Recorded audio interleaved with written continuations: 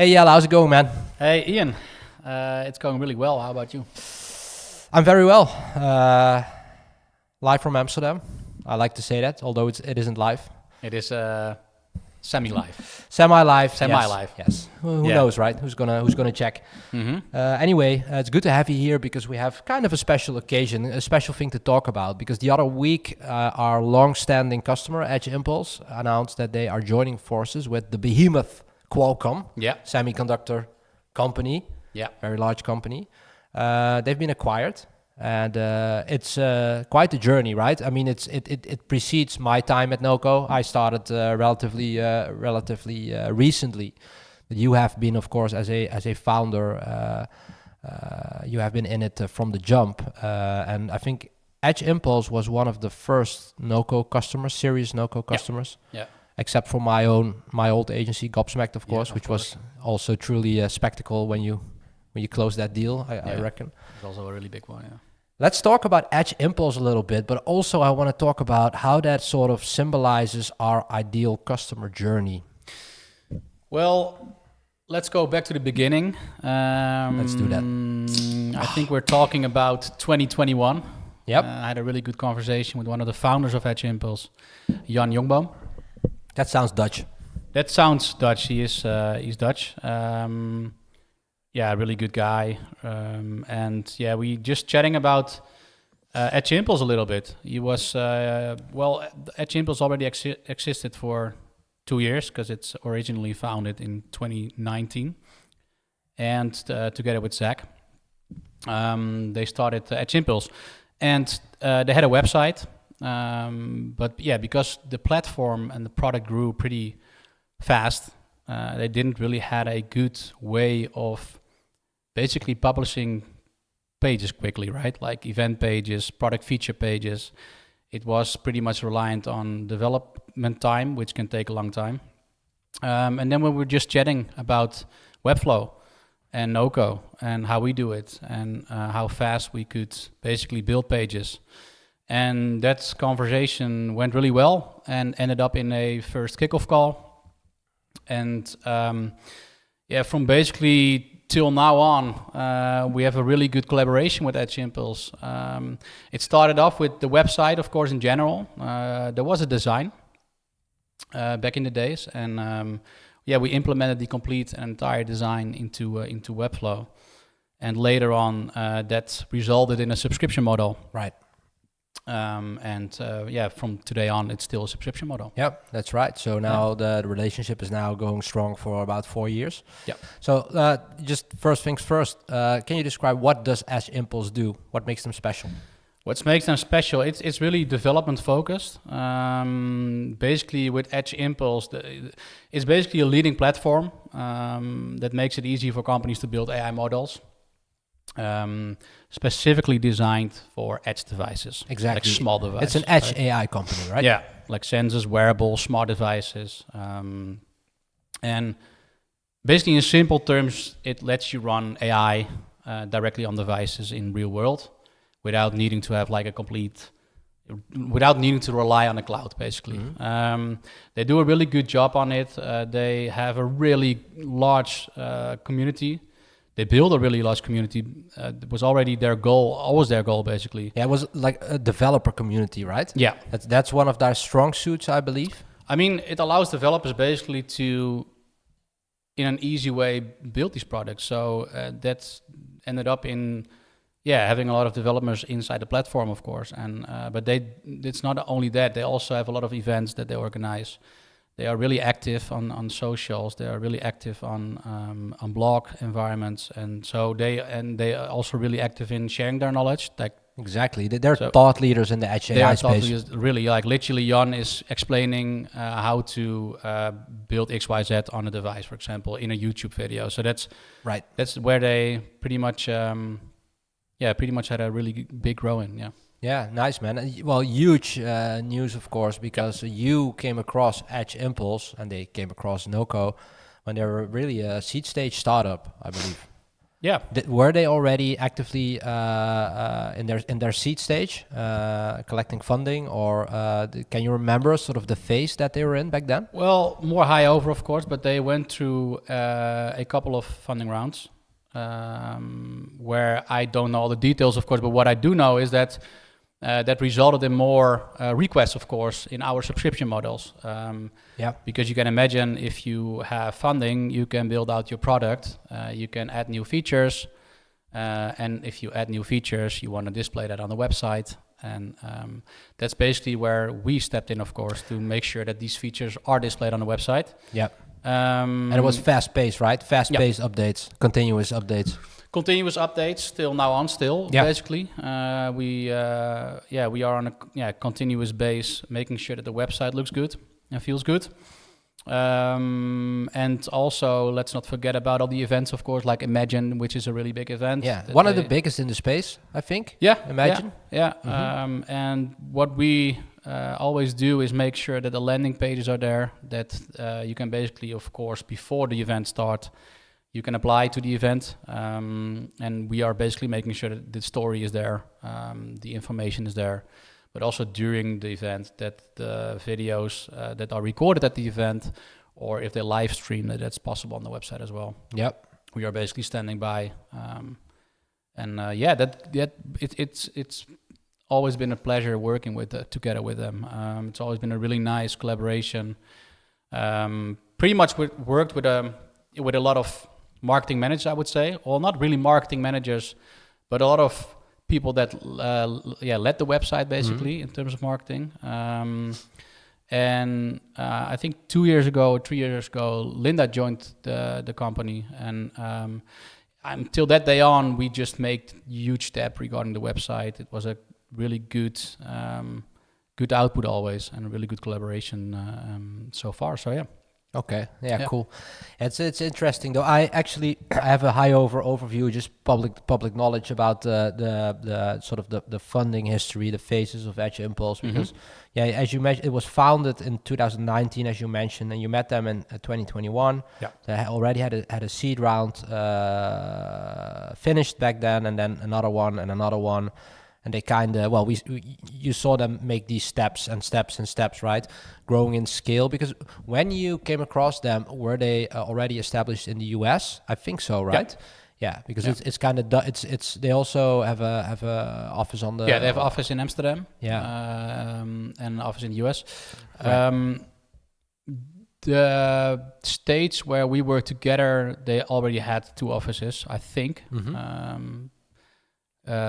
Obviously in the US, because a lot of the team members that we worked on back in the days today also were from the US. Yeah.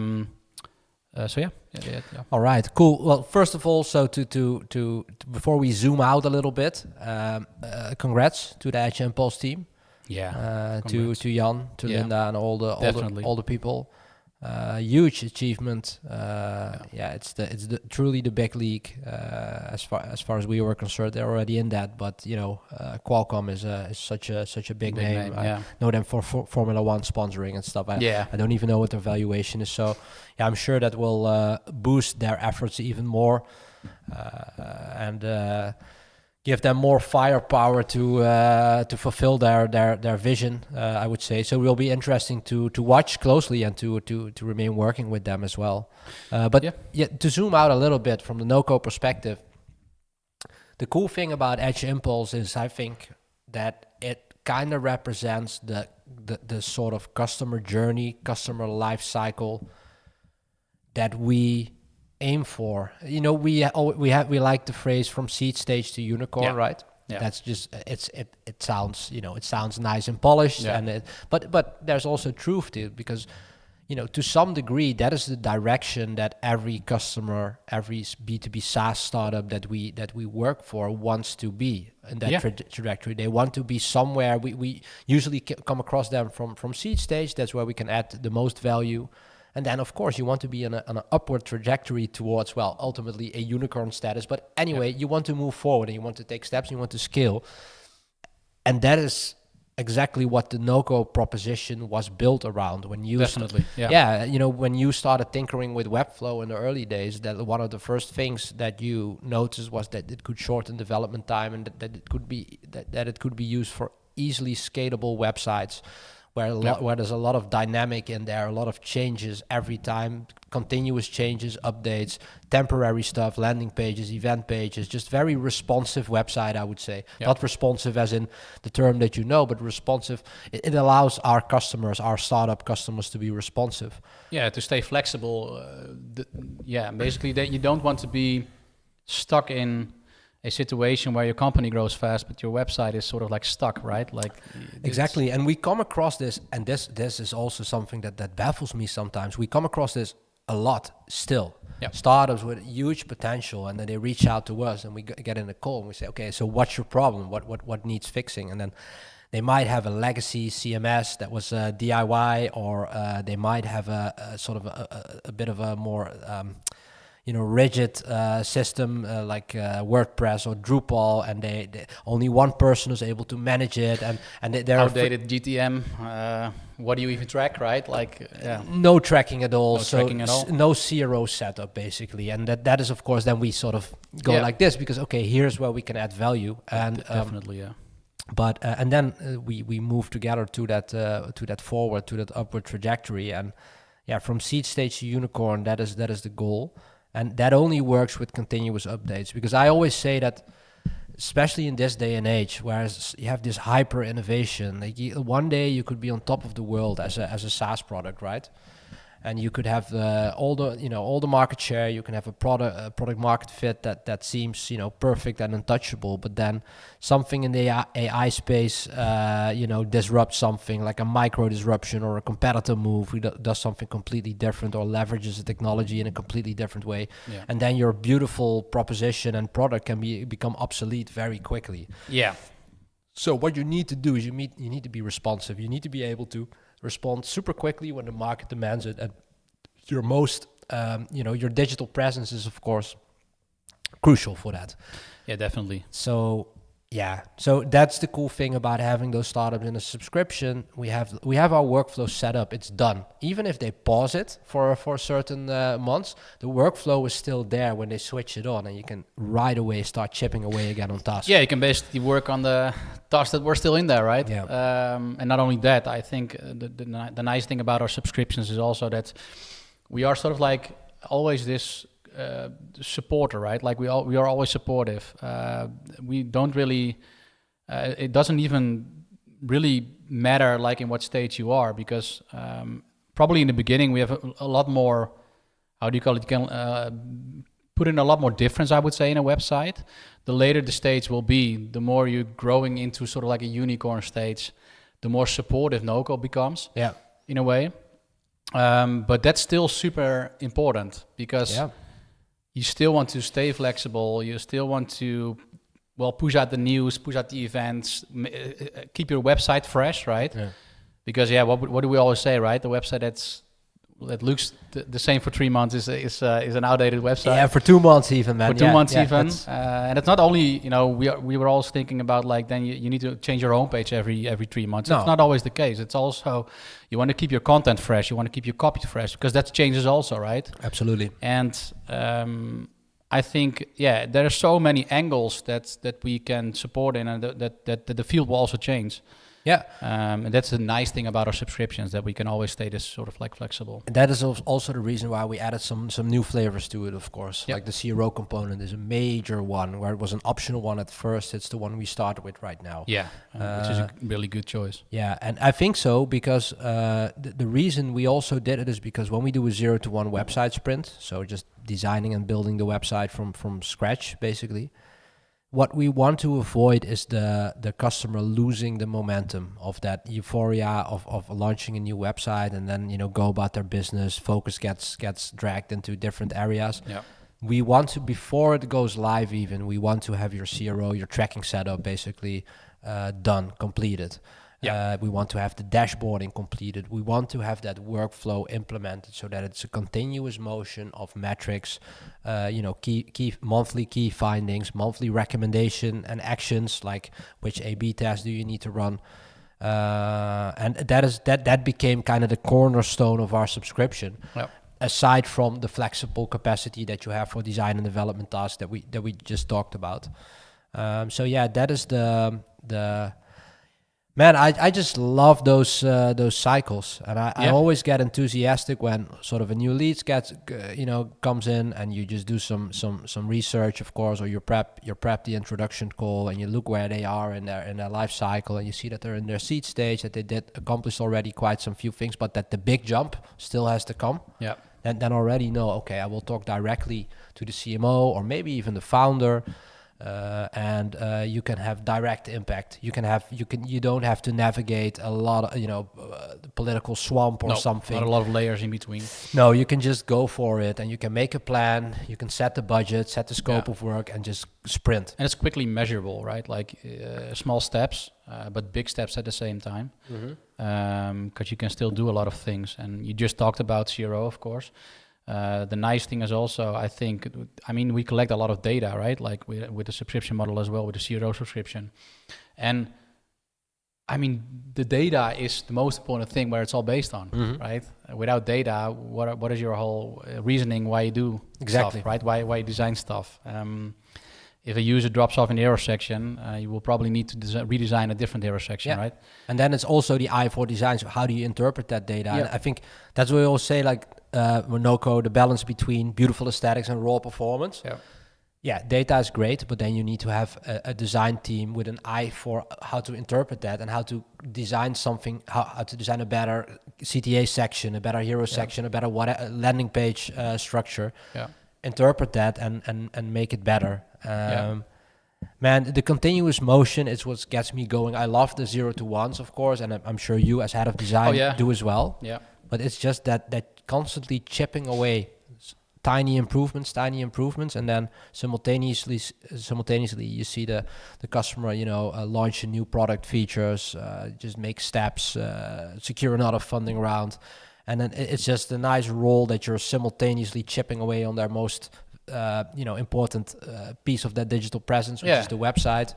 You become a little bit part of the story, right? Which is super nice. Yeah, exactly. And of course, it's you don't want to give ourselves too much credit. Of course, it's a small piece of the puzzle. But it's important nonetheless. So it's not so much that, for example, in the case of Edge Impulse, making these huge steps, that we sort of. But yes, we did play a part in that because we helped them with their most important piece of their digital presence. So it's not so much a pride thing, but it's just very joyful to see how we can fulfill that role. And there's many more steps to make. There's, just like the software market is constantly changing and hyper accelerating for us, the same goes. We need to stay on our front feet as well, and we're doing definitely. that. Yeah, there's always something. There's always more value to provide within the scope that we want to focus on. Yeah, and man, it's and it also keeps it fun, right? Like for us as well. The field is changing quickly. Yeah, and I don't want to say AI all the time because it's becoming sort of like a buzzword, but sure.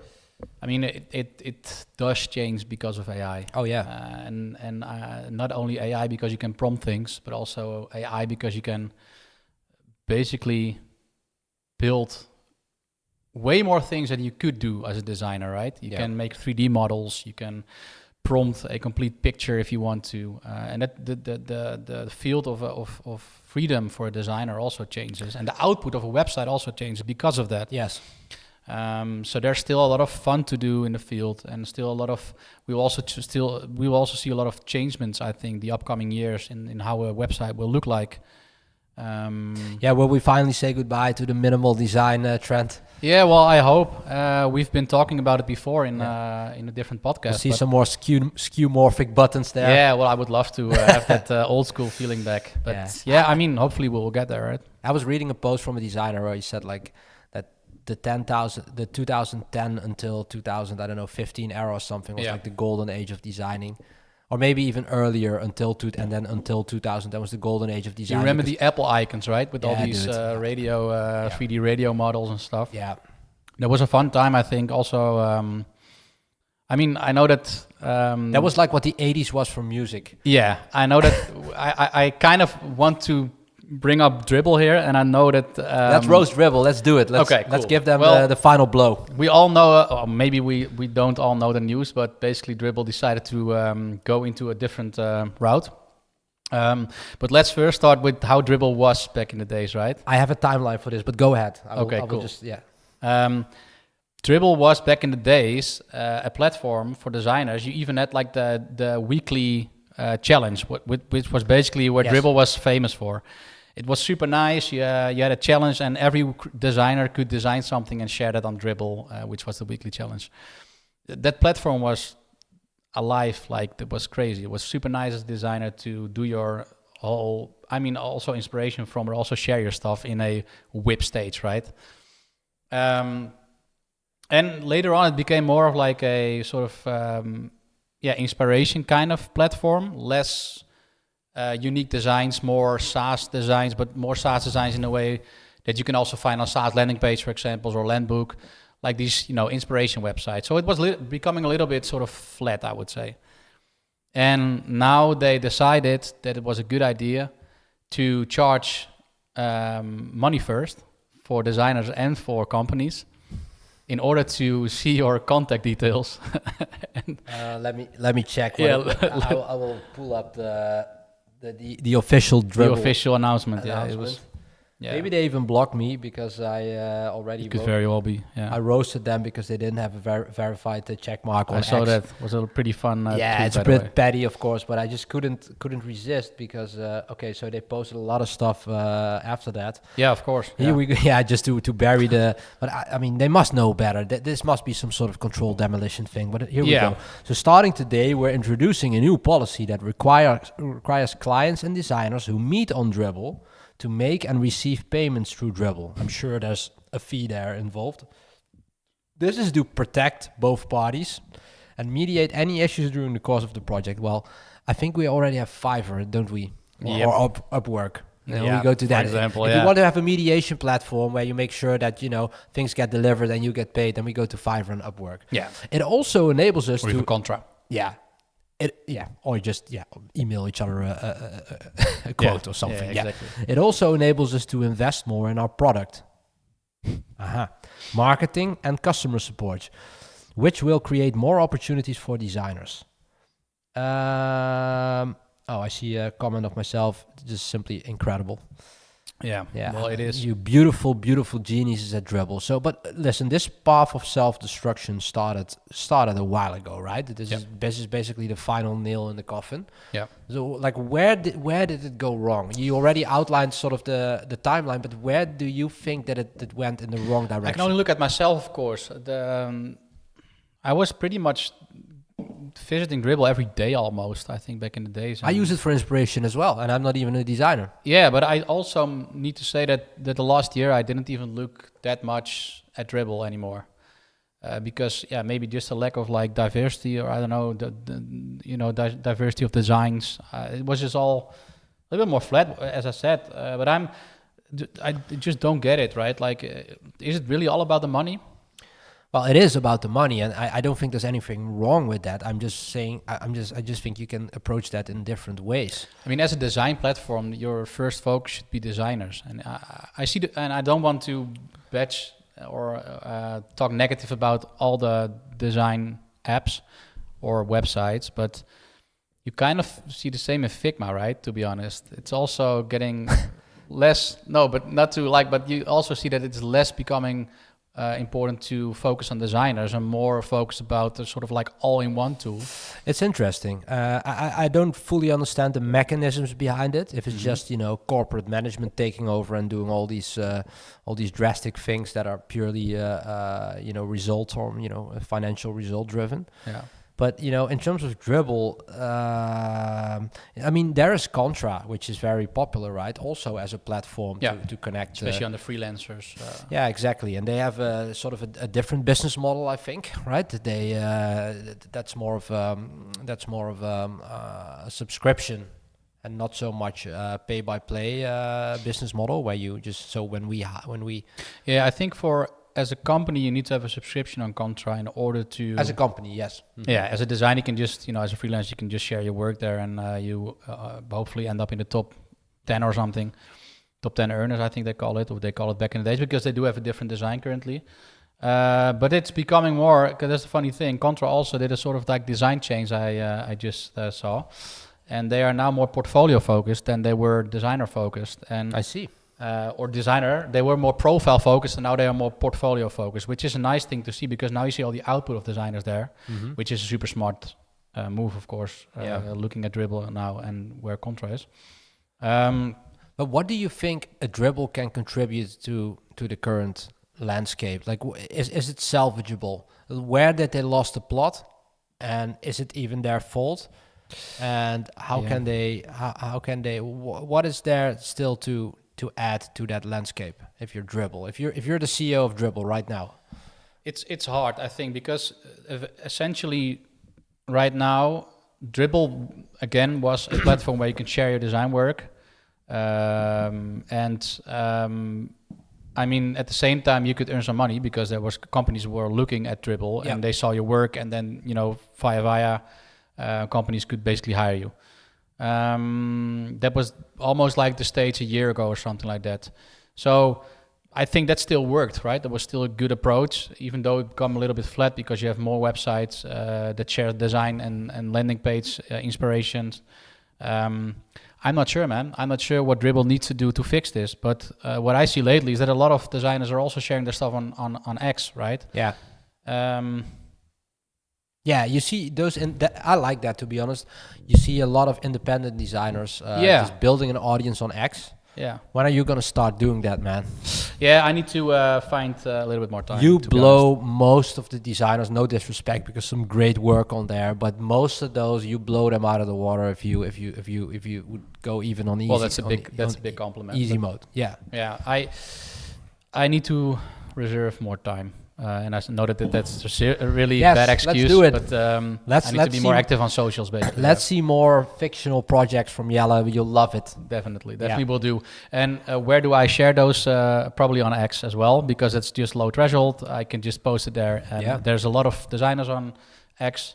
And that's maybe where it is, right? It's an active platform. And Dribbble is, for my feeling, not really active anymore. Of course, every day there will be design shared there, but it just doesn't touch it, right? The magic that you guys experienced back in the day with those daily design challenges and all of that stuff, it's not gone. there anymore. It's not gone. there. It's gone. It's all taken up by teams and pros, and even those labels, right? I know that it's good that you have teams there that showing their stuff, but it was back in the days really based on an individual designer.